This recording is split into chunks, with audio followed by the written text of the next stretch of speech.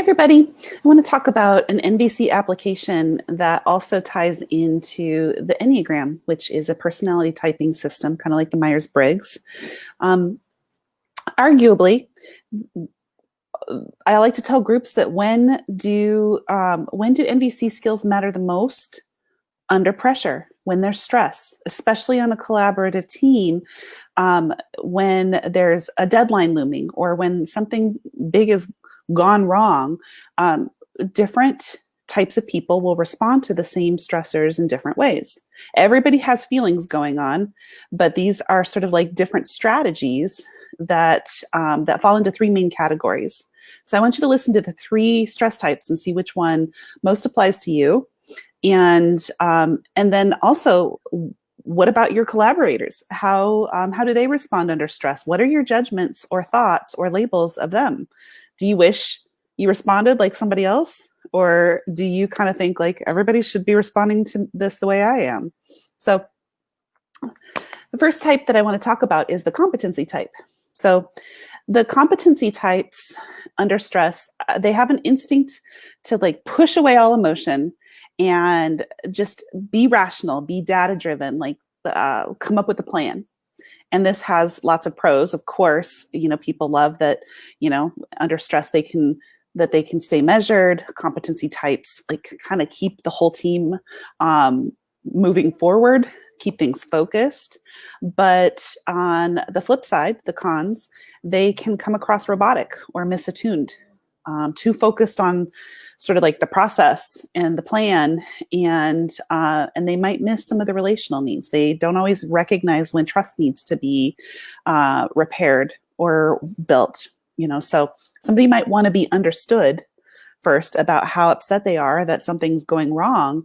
They might want that acknowledgement before a competency type goes into strategy.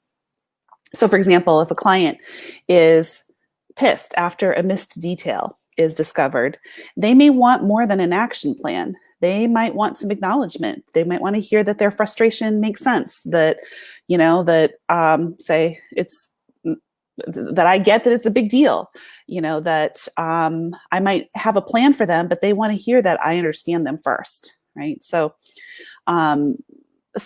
focus and clarity and forward movement and planning are all important needs for a competency type.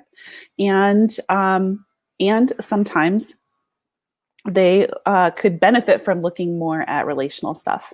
So the second group of stress responses falls under what we call the intensity types, or authenticity intensity, just because intensity can have that little bit of a negative connotation. But the intensity types, they embrace a range of emotions. They want to feel what's really real.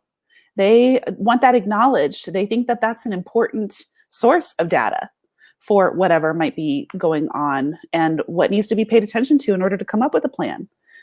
So there's a huge gift in having intensity types on a team, because they bring the juice.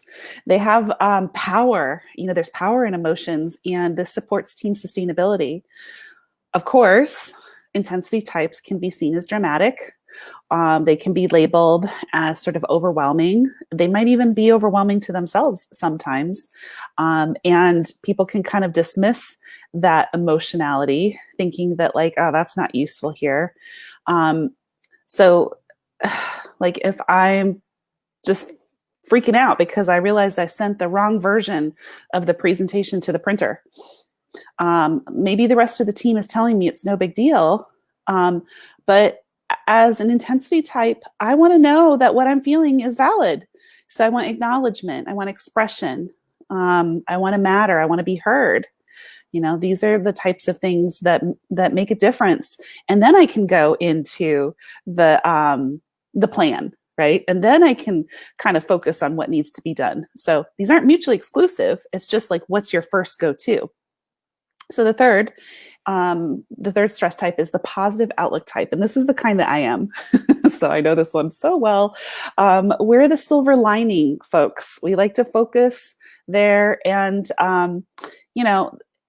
fantastic. We can bring lightness and levity, and sometimes we can kind of hold the bigger picture that, like, we don't need to go on every up and down of the roller coaster here, folks. Like, this is going to work out. But the cons for us who have the positive outlook is we can be avoidant. It's like, well, let me just wait a couple of days and see if that works itself out. Like that might be one of the strategies that I want. So, certainly, say my colleague down the hall calls up and says that their boss's boss wants a word with them, and they're nervous, right? I might tell them as a positive outlook type, like, oh, it'll probably be fine. That may be true. And it certainly may reassure them, if they're another positive outlook type, especially, that might land well. But often, my reassurance kind of misses the mark for other types, right? So while I'm looking for equanimity, like these are some of the needs that might be driving me as a positive outlook type: equanimity and trust and consistency and perspective. That's something that may not may feel misattuned for somebody when they're like, no, this actually could be a big deal. Like, you don't know that. You're not a mind reader. So what I'd love for you to do is think about these types and start to notice, first of all, how well integrated are you personally? Can you go back and forth between any of these sorts of strategies when you're under stress? Hopefully, the ideal is that they're somewhat integrated over time. And certainly, if you work in a more corporate environment, competency is something you've probably learned a little something about over time. You need it there, and there is value for sure in the positive outlook, but also really in acknowledging what is the authentic, sometimes intense reality, right? So looking at how this all lives in you, and looking at how represented your team is.